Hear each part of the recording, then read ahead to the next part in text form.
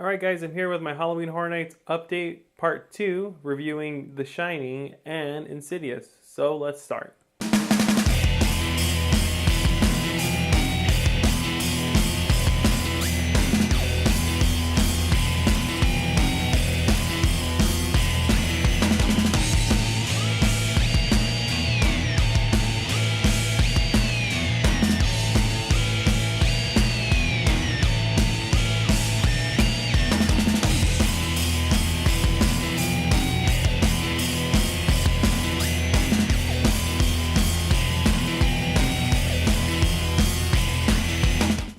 Alright, so for the first maze I'm going to talk about, it's going to be Insidious. So now Insidious is back at Halloween Horror Nights, but this year it's based off the new movie, Skeleton Key, which I believe is going to be released in January. So there's not that much information released about it, but basically it's like the best of Insidious combined into one maze and including the newest Insidious installment. Alright, so now before you enter the maze, you see Tucker and Specs. And if you give them a code from Twitter following John Murdy at Halloween Horror Nights, if you give them that code, you get a special card. And I have a special card with me right here. In case you guys weren't able to get one, this is how it looks like. Alright, so I know that they give you a code, so this is how the card looks like when you give them the code. And behind right here, you can see that they are running away from a ghost. It's pretty cool. So now, as you enter the maze, it's based off the newest film, so everything's still kind of under wraps. You don't really know what's going on, except there's a new creature that kind of looks like Freddy Krueger because it has like these long nails. You see in the beginning of the maze.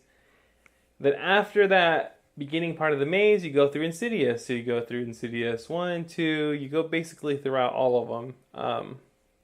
I feel this maze was done very well, but again, Insidious has returned.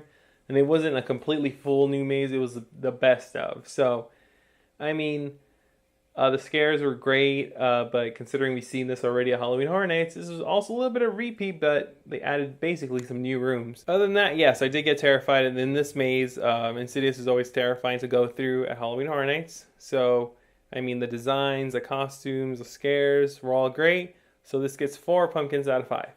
Alright, so now for the next maze, it's going to be The Shining. Now, once The Shining was announced at Halloween Horror Nights, a lot of people were excited about this, but also confused about how this maze would how this basically movie would translate into a maze. So we got The Shining. The first thing you notice is that there's a lot of Jack Nicholson masks, and everybody was wondering, how are you going to make this into a maze? So basically, by the way they did it is by mass producing these masks that look like Jack Nicholson and having them pop out of every corner. This maze did follow the movie. It's been a while since I've seen the movie, but it wasn't one of my favorites because the fact that they used so much mass wasn't really scary. I think that's my only big complaint with Halloween Horror Nights this year, is that there's too many masks being used. So for example, in The Shining, there was a lot of masks being used, and it kind of took me out of the scare, because I would be noticing that, you know, it's Jack Nicholson here, then Jack Nicholson there, popping out of every corner. And as you can see, my cat has joined me for this review for The Shining. Anyway, alright, so basically this maze was pretty good, but it still wasn't my favorite. I kept going through it. Over time, the characters in that maze got better. But I felt like it was something missing in that maze, and I don't know what. Scares were great, all the scenes were there, the way they interpreted a lot of the scenes from the film were really done really well, especially the ending was done really well, where you're basically trying to escape from Jack Nicholson in this hedge frozen maze, which is like the movie, so that's really awesome, and it ends perfectly.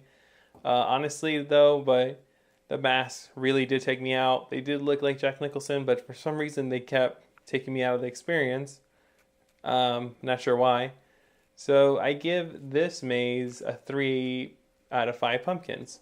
The fact that there's so many masks repeated took me out of the story a lot of the time. It was similar to The Exorcist, where they had like the same room that you entered, but then again, this maze is really hard to do as a maze. So I mean, they gave it a try, but for me it gets 3 out of 5. So yeah, that's that. And the only scares in the lower lot was Toxic Tunnel. And that maze, you know, that them using that tunnel with lighting and strobe effects and music can get a bit annoying. characters I felt were pretty good, but it's just like an annoying area to walk through. To see all these strobes, it kind of just disorients you, and I know that's the point, but I feel like they could do more with, well, there's not much they can do really, but they gave it a try. So the scare zone gets a 3 out of 5 pumpkin. Alright, so that's my review for part 2 of Halloween Horror Nights. That's everything in the lower lot. In the next part of the video, the final one, we're going to discuss everything in the upper lot, including the Terror Tram. So make sure to subscribe, like, and comment, and I'll catch you guys later.